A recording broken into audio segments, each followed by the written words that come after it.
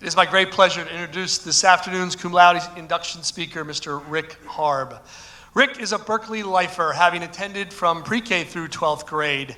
He earned varsity letters in football, wrestling, and track, while all through high school also holding down a series of jobs, including busboy, office assistant, and an intern with the Tampa Bay Buccaneers. He was a member of the Spanish Club, Jolly Rogers, and Students Against Drunk Driving, as well as a student library proctor, student guide, and co-head guide his senior year. After graduating from Berkeley in 2004, Rick attended the University of Florida. He graduated cum laude with a degree in criminology and law, as well as a minor in business administration. While at UF, he was a member of the Sigma Alpha Epsilon fraternity, a student senator, and president of the UF chapter of the Ducks Unlimited Wetlands Conservation Group. Rick went on to graduate cum laude from the Florida State University College of Law, earning book awards in estate planning and corporate taxation, and became all-campus dispute resolution champion during his first semester.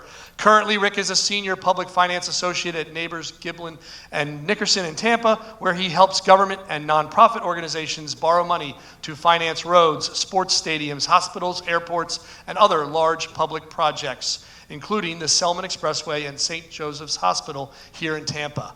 Married for 2 years to wife Christine, Rick enjoys working to provide scholarships as a BPS Alumni Executive Committee member and chair of the Berkeley Open Golf Tournament.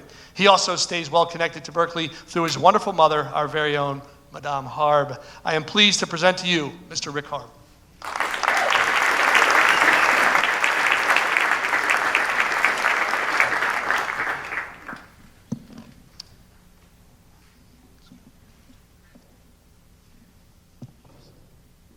It's been a while since I've been here, obviously. Thank you, Joe, for that kind introduction. Mr. Touchton, distinguished faculty, administrators, and staff, proud parents, and upper division students. It's my pleasure to be back on campus as we honor the hard work and academic excellence of these young men and women being inducted into the Berkeley chapter of the Cum Laude Society here today. You know, I was honored when Dr. Morris first invited me to address you this afternoon about how my 14 years here at Berkeley better prepared me for success in the nearly 12 years since. But at first, I got to admit, I was a little surprised. Maybe it's because I never earned the honor of being inducted to Cum Laude, or maybe it was the fact that I was 30 at work and in the middle of a Snapchat when I got a call from my high school math teacher. But mainly, I think I was just surprised at the thought of coming in here and having to advise such a talented audience on such an important topic. After all, true success is measured in lifetimes and not semesters. My surprise aside, when I sat down to prepare these remarks, I inevitably began to reflect on my time here at Berkeley as part of the class of 2004. And I doubt you guys remember much from back then, so you may be curious about what things were like around here. Well, most of you would barely recognize the campus. I mean, the Grease Center and the Straws were just parking lots. There was actually a little alligator that lived in the retention pond where the Berkeley Cafe is now. There was no Bray Road entrance, no clock tower, and no fancy new Apple store by the Lake Center. And while we were getting a kick out of giving the new English teacher, Miss Hayes, who you guys called Dean Lindsay, a hard time, Miss Schneider was getting a kick out of watching us struggle to build molecules out of the same old wooden kits you guys use today. And back then, if things started to get a little too rowdy out in the mall, they'd call in the tag team of Mr. Caprera and the late, great Dean Pisano to restore order amongst the masses. That December, Berkeley won the first ever Headmaster's Challenge, which I was really glad to hear you guys did again this year. And when we did graduate, the closest thing we had to profile pages and social media was the yearbook. I mean, at that point, Facebook was only a 3-month-old experiment, and the first iPhone and apps wouldn't be invented for another 3 years. And nobody even had texting yet. Really, the only time we ever used our cell phones on campus was to unmute someone's ringer secretly and watch the look on their face when you'd call them in the middle of English class. So, while a lot was certainly, I said we gave Dean Lindsay a hard time, but while a lot was certainly different back then, you can also see that some things remain the same. And one of those things is a Berkeley tradition that I hope each of you get to experience before you leave. For those of you who don't know, every May, Berkeley holds a senior and kindergarten picnic, an all-school combo. And essentially, the seniors and kindergartners all pair up, and the day is meant to serve as both a welcome to the rising first graders and a memorable send-off for the graduating seniors.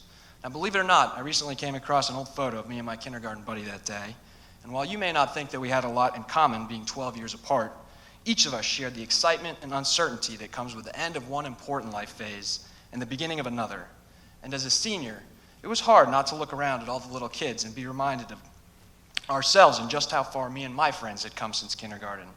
And when we went our separate ways that afternoon, I remember thinking just how far my buddy in the class of 2016 had to go before he would graduate. Flash forward to today, and those kindergartners are now sitting here as the seniors they once looked up to. And if my buddy CJ Black's out there today, I just want to say, what's up? It's good to see you. You've come a long way.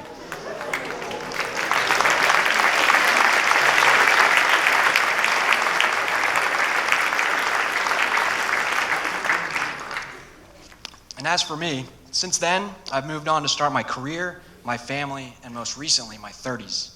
Looking back, I realize that this is in large part to my Berkeley education and how it prepared me to successfully transition from an overconfident and inexperienced teenager to a productive and self-sufficient adult. I guess mostly self-sufficient, right, Dad? But first and foremost, I'd like to teach you guys some things that I've learned that I wish I knew when I was in high school. First off, don't expect to be born knowing what you were born to do. When I left Berkeley to start my freshman year at Florida, go Gators, I was dead set on earning an engineering degree and coming back home to join the family construction business. Now, Dr. Morris, I wish I could tell you that I took Calc 1 twice my freshman year because I loved the homework so much, but it took me a few semesters to realize that I was focused on ending up as a business owner, that I failed to realize what it would take to become an engineer first. So how do you guys figure out what you're really interested in and what motivates you to get up every morning? Well, if you haven't already, begin by taking advantage of all the incredible opportunities and facilities here at Berkeley to try everything that appeals to you.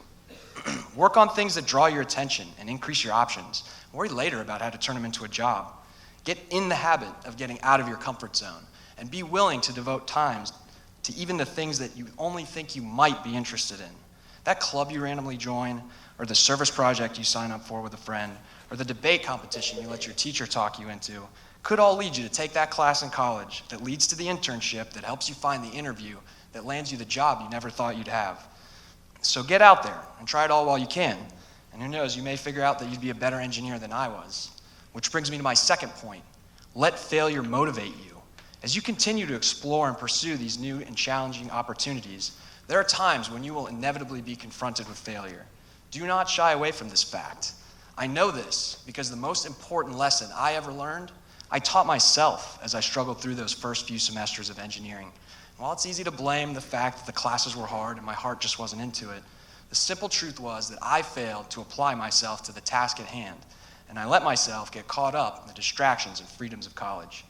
And while it was certainly a setback at the time, going forward, it's the bitter memory of that failure, and more importantly, the fear of repeating it, that helped me put in the extra hours the rest of college, in law school, and even now when I feel like slacking off at work.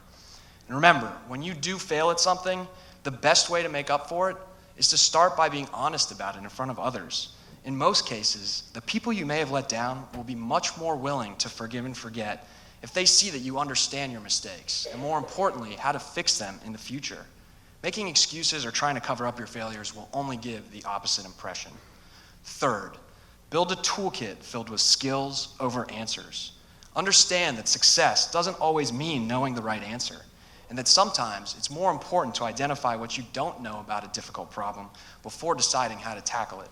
Consistently successful people are the ones who are able to turn their previous experiences into a wide-ranging set of skills, or a toolkit as I call it, that prepares them to handle any type of situation life may throw their way. And whether you guys realize it or not, just by being students here at Berkeley, each of you is slowly building your unique toolkit based on the opportunities and experiences available to you. You're being exposed to things like scholarly research and writing, the importance of diversity, and how to balance a rigorous course load with extracurriculars and a social life. It's a huge reason your families make the sacrifices they do to send you here. Going forward, you'll soon find out that very few people you encounter will have gone to high schools, and let alone colleges with their own broadcast networks or robotics classes or 3D printing labs. Make an effort to add to your toolkit by seeking to develop skills from every new experience, and try to learn how to identify the potential skills you have to gain from the opportunities available to you. And while you may never become an actor, days spent in drama doing improv or performing in the musical may one day give you the confidence to nail that college interview or argue your first jury trial or pretend like you know what you're talking about in front of your former high school. And I mean, I mean, who could guess that that famous fruit fly experiment from AP Bio would prepare me so well for that dirty roommate in college who bred them in our dorm room? And taking that difficult class with a tough teacher, even though you didn't have to senior year, may pay off in dealing with that first stressful job or demanding boss. And while your toolkit obviously includes the practical skills and lessons you've all learned, remember that it also includes the values and principles that govern your interactions and behaviors. As Berkeley students, you're all often reminded of the school's motto of discipline, diligence, and integrity. It's important to always remember these virtues and strive to make them the foundation of your toolkit and your reputation. I can't count the number of times I've seen that motto referenced in my friends' college essays, job applications, and even once a campaign for the mayor of Lakeland. And all for good reason. If you can approach everything you do in life with discipline, diligence, and integrity in mind, you will find it hard to go wrong in school, business, or in life. And you should also rely on that toolkit when competing for any sort of opportunity or position. This is especially true early on, when you may not have much prior experience on your resume. I didn't get my job because I knew more or was smarter than everyone else who applied. At the time, not only had I never heard of public finance, but I'd never even had a real job as a lawyer before. The reason I was still able to win my position was because I was honest about what I didn't know. And I made up for it in that interview by explaining how, given the proper training, I would work with discipline, diligence, and integrity to learn the needed skills to build and maintain a successful law practice. So let your grades and your resume speak for themselves, and focus less on showing what you know and more on proving that you have the tools and willingness to learn what you don't. Do this, and you'll have gone a long way towards beating out your competition. Finally, the last thought I'd like to share is one that has to do with people. What your parents already know, and what you will realize more and more as you venture farther out into the world and gain experience and perspective, is that the one thing above all others that makes Berkeley what it is are the people. Of course, it's the teachers, administrators, and staff, like my mom, who devote their careers to making our education as great as possible. And it's also certainly our families who invest so much time and energy into our futures. So do always remember to be grateful to the people who have made your success possible. But as Headmaster Seivold often likes to say, this place is really about you, the students, and you make up the true core that makes Berkeley what it is. And as each of you move on and go your separate ways, do your best to stay in touch and maintain that core and the relationships you've formed here. As you get older, you'll be surprised how quickly life can get in the way of something as simple as sending a text or making a quick phone call. So make a conscious effort to check in with each other and catch up with your friends regularly. Swing by campus sometime and visit an old coach or teacher. Attend an alumni event or the annual holiday party. Reach out when you need career advice or networking contacts, wherever you may find yourself in life. Just keep in mind that the Berkeley Network and the Alumni Association have often been the keys in someone's toolkit that's opened the doors to opportunity. Now in closing, I know we've talked about a lot of information here, and it's a lot to absorb in one sitting, and I don't expect you to remember everything we've talked about, and that's okay, because these are all important lessons that you guys are going to have to learn individually for yourselves, just as I did.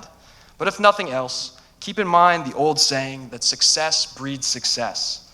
And when each of you do inevitably leave Berkeley behind and move on to unfamiliar places filled with unfamiliar faces, do your best to surround yourself with people who are as motivated to succeed as you are. Find friends who share your desire to get out there and explore all the interests and opportunities available to them. People who aren't as focused on where they'll end up as on the experiences that will lead them there. Look for friends who aren't know-it-alls, but learn-it-alls, and who prefer to fill their toolkits with skills over answers. Most importantly, surround yourself with people who share your regard for the values of discipline, diligence, and integrity. People who, like you, were taught that there are a million different ways to be successful in life, so long as you're making a positive difference in the world. And with that, I'd like to once again congratulate the newest inductees into the Berkeley chapter of the Cum Laude Society. I wish all of you here today the best of success in the future. Thank you, and go Bucks.